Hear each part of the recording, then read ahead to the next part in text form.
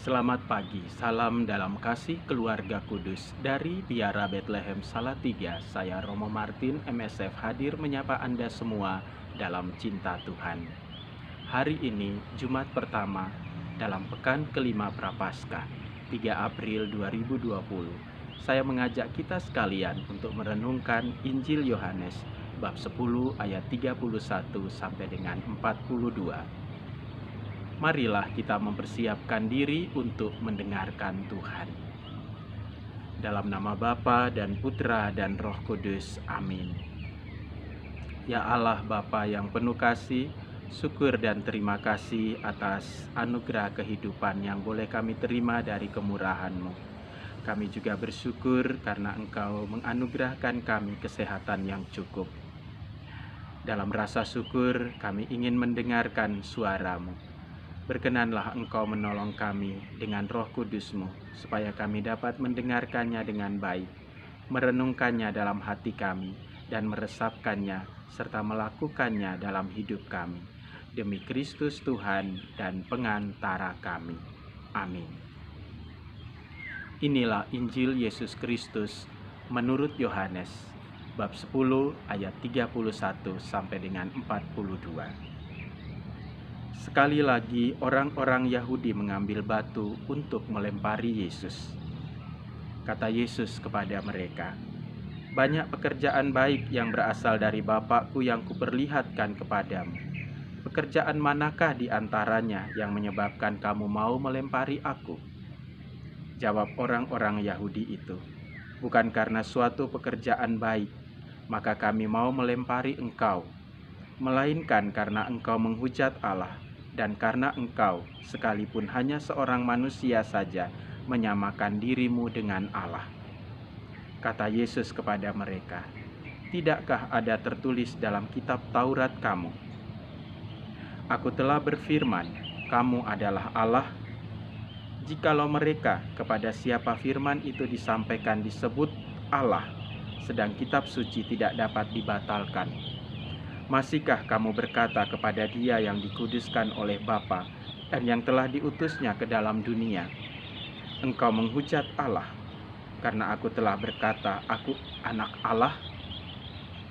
Jikalau aku tidak melakukan pekerjaan-pekerjaan Bapa-Ku, janganlah percaya kepadaku. Tetapi jikalau aku melakukannya dan kamu tidak mau percaya kepadaku, percayalah akan pekerjaan-pekerjaan itu, supaya kamu boleh mengetahui dan mengerti bahwa Bapa di dalam aku dan aku di dalam Bapa." Sekali lagi, mereka mencoba menangkap Dia, tetapi Ia luput dari tangan mereka. Kemudian, Yesus pergi lagi ke seberang Yordan, ke tempat Yohanes membaptis dahulu. Lalu Ia tinggal di situ, dan banyak orang datang kepadanya dan berkata, "Yohanes memang tidak membuat satu tanda apapun, tetapi semua yang pernah dikatakan Yohanes tentang orang ini adalah benar." Dan banyak orang di situ percaya kepadanya. Saudara-saudari yang terkasih di dalam Tuhan kita Yesus Kristus, renungan kita pada hari ini adalah soal kepercayaan. Soal kepercayaan adalah sebuah proses yang panjang, termasuk di dalam proses untuk mengerti dan memahami orang lain. Bahkan di dalam hidup kita bersama, antar sahabat satu sama lain, kepercayaan ini terus berproses bersama dengan berjalannya waktu.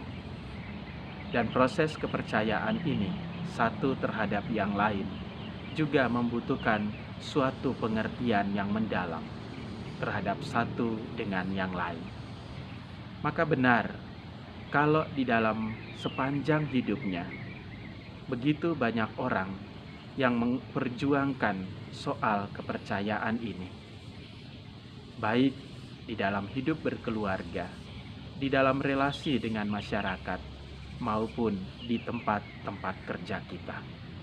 Membangun kepercayaan bagi diri sendiri dan juga membangun kepercayaan terhadap orang lain. Proses inilah juga yang dialami oleh orang-orang banyak pada zaman Yesus Kristus untuk sungguh percaya kepada Yesus, Sang Putra Allah. Banyak yang membutuhkan sedikit waktu, tetapi juga sangat banyak yang membutuhkan banyak waktu untuk sungguh percaya kepada Yesus Kristus yang mengakui dirinya adalah anak Allah. Kelompok-kelompok tertentu tertutup untuk percaya kepada Yesus Kristus, sekalipun dengan mata kepala mereka melihat dan menyaksikan karya-karya baik yang dilakukan oleh Yesus Kristus dalam nama Allah Bapa.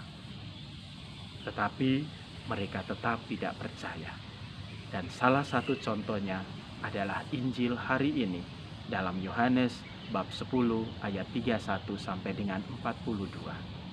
Orang-orang Yahudi yang tidak percaya bahwa Yesus adalah anak Allah melempari dia dengan batu.